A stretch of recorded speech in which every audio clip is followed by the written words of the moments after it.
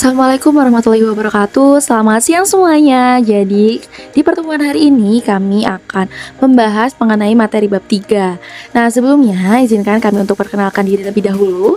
Di sini ada saya Salvina, ada Niken, ada Rizkina, ada Enis, ada Ririn dan Faris.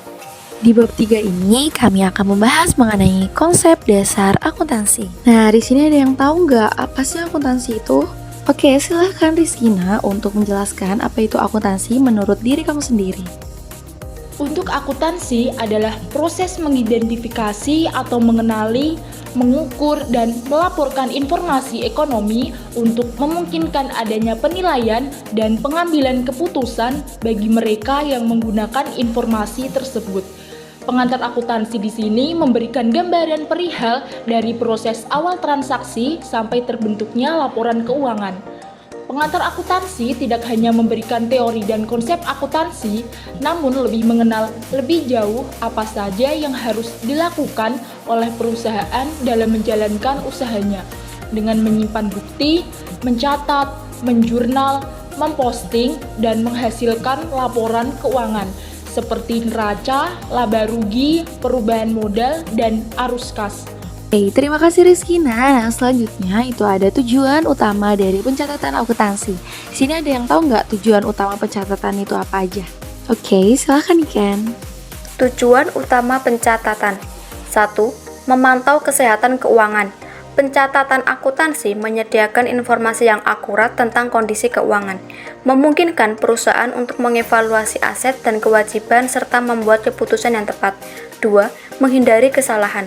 Dengan sistem pencatatan yang teratur, risiko kesalahan dalam transaksi dapat diminimalkan sehingga meningkatkan akurasi laporan keuangan. 3. Mengukur kinerja. Pencatatan memungkinkan pengukuran laba dan rugi serta pemantauan kinerja keuangan dari waktu ke waktu, membantu dalam analisis profitabilitas. Terima kasih Niken atas jawabannya. Nah, selanjutnya pihak-pihak mana saja sih yang membutuhkan informasi akuntansi? Silakan yang ingin menjawab bisa langsung angkat tangan. Baik, silakan Ririn untuk memaparkan jawaban kamu ya. Baik, di sini saya akan menjelaskan pihak-pihak yang membutuhkan informasi akuntansi antara lain yang pertama ada manajemen perusahaan. Manajemen perusahaan membutuhkan informasi akuntansi untuk pengambilan keputusan operasional dan juga strategis. Kemudian yang kedua ada pemegang saham. Pemegang saham membutuhkan informasi akuntansi untuk menilai kinerja investasi mereka. Yang ketiga ada kreditur. Kreditur membutuhkan informasi akuntansi untuk menentukan kemampuan perusahaan membayar kembali pinjaman. Kemudian yang keempat ada pemerintah. Pemerintah membutuhkan informasi akuntansi untuk keperluan pajak dan juga regulasi. Dan yang terakhir ada masyarakat umum, terutama jika perusahaan berdampak besar terhadap komunitas, maka masyarakat umum membutuhkan informasi akuntansi.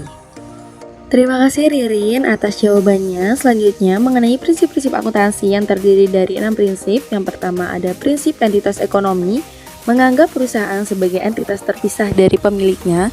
2. Prinsip biaya historis, mengakui aset dan kewajiban berdasarkan harga perolehannya. 3. Prinsip pengakuan pendapatan, di mana pendapatan diakui saat transaksi terjadi. 4.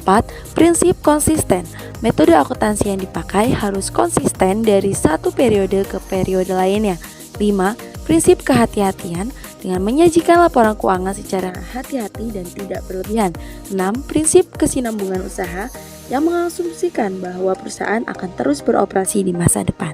Selanjutnya ada konsep dasar akuntansi yang terdiri dari 4 konsep. Yang pertama ada kesatuan usaha, di mana konsep ini itu menyatakan bahwa suatu entitas bisnis atau perusahaan diperlakukan sebagai suatu entitas yang terpisah dari pemiliknya atau pihak lainnya. Artinya hanya ada transaksi yang terkait dengan entitas bisnis tersebut yang dicatat dalam laporan keuangan, sedangkan transaksi pribadi pemilik tidak termasuk dalam pencatatan akuntansi. Selanjutnya yang kedua ada kelangsungan usaha, di mana konsep ini berasumsi bahwa sebuah perusahaan akan terus beroperasi dalam jangka panjang dan tidak ada niat atau kebutuhan untuk menghentikan atau melikuidasi bisnis dalam waktu dekat, dengan asumsi bahwa aset dan kewajiban perusahaan dicatat dengan keyakinan bahwa mereka akan terus digunakan dan diselesaikan dalam operasi normal perusahaan.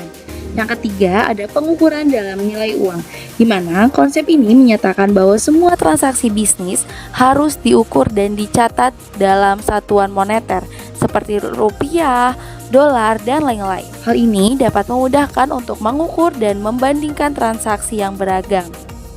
Serta yang keempat ada periode akuntansi, di mana konsep ini menetapkan bahwa laporan keuangan harus disusun untuk periode waktu tertentu.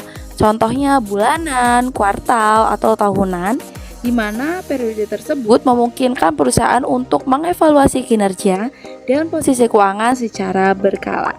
Oke, di sini siapa yang tahu akun-akun yang sering digunakan dalam penulisan jurnal? Oke, Eni silahkan. Baik, terima kasih Ibu. Di sini pengertian dari akun jurnal akuntansi yaitu jenis akun yang digunakan untuk mencatat berbagai transaksi keuangan. Nah, akun jurnal akuntansi dibagi menjadi 5. Yang pertama ada aset, liabilitas, ekuitas, pendapatan, dan beban. Nah, untuk aset sendiri yaitu mencakup segala sesuatu yang dimiliki oleh perusahaan. Contohnya seperti kas, piutang usaha, persediaan, tanah, bangunan, dan peralatan. Yang kedua, liabilitas, yaitu mencatat utang atau kewajiban perusahaan. Contohnya seperti utang usaha, utang bank, dan utang pajak. Yang ketiga ada ekuitas, yaitu mencatat investasi pemilik dan laba ditahan. Contohnya modal depositor. Yang keempat ada pendapatan, yaitu mencatat semua pendapatan yang diperoleh oleh perusahaan. Contohnya seperti penjualan, pendapatan sewa, dan pendapatan jasa. Yang kelima ada beban, yaitu mencatat semua biaya yang dikeluarkan oleh perusahaan. Contohnya seperti biaya gaji, biaya sewa, dan biaya bahan baku. Selanjutnya ada persamaan dasar akuntansi. Persamaan dasar akuntansi merupakan sebuah konsep dasar dari sistem pencatatan keuangan. Nah, di sini dapat dirumuskan sebagai A sama dengan L plus E, di mana total aset harus sama dengan total liabilitas ditambah dengan ekuitas. Ada yang tahu nggak tahapan pembuatan persamaan akuntansi? Buat yang tahu bisa langsung angkat tangannya. Oke, Farisi, silahkan. Terima kasih atas waktunya. Di sini saya akan menjelaskan tahapan pembuatan persamaan akuntansi. Dalam tahapan pembuatan persamaan akuntansi ini ada 6. Yang pertama yaitu identifikasi transaksi, yaitu untuk mengenali transaksi keuangan yang terjadi. Yang kedua ada analisis transaksi. Analisis transaksi ini untuk menentukan akun-akun yang terpengaruh oleh transaksi tersebut. Yang ketiga ada penentuan pengaruh pada persamaan akuntansi. Misalnya, jika perusahaan membeli peralatan menggunakan kas, aset peralatan bertambah dan aset kas berkurang sehingga tetap seimbang. Yang keempat ada pencatatan dalam jurnal. Pencatatan jurnal dilakukan dengan prinsip debit dan kredit. Yang kelima ada penyusunan neraca saldo. Neraca saldo digunakan untuk memeriksa keseimbangan antara total debit dan total kredit. Jika saldo tidak seimbang, maka kemungkinan ada kesalahan pencatatan yang harus diperbaiki. Yang keenam ada penyusunan laporan keuangan. Dalam penyusunan laporan keuangan ini ada 4. Yang pertama itu ada laporan laba rugi, yang kedua neraca, yang ketiga laporan arus kas, dan yang keempat adalah CALK atau catatan atas laporan keuangan. Terima kasih Farisi atas penjelasannya. Selanjutnya mengenai penerapan persamaan dasar akuntansi. Yang pertama ada investasi pemilik. Untuk jurnalnya sendiri, di debit itu ada kas, dan di kredit ada ekuitas. Dan yang kedua, untuk pembelian peralatan secara tunai yaitu aset atau peralatannya itu di debit, dan di kredit yaitu ada aset atau kas. Dan yang ketiga ada pembelian barang secara kredit. Di sini yang di debit itu ada aset persediaan dan di kredit ada liabilitas atau utang dagang. Dan yang keempat itu ada pelunasan utang, di mana yang di debit itu adalah utang dagang dan di kredit ada kas. Dan untuk pendapatan dari penjualan barang yaitu di debit ada kas dan di kredit yaitu ada penjualan barang dagang.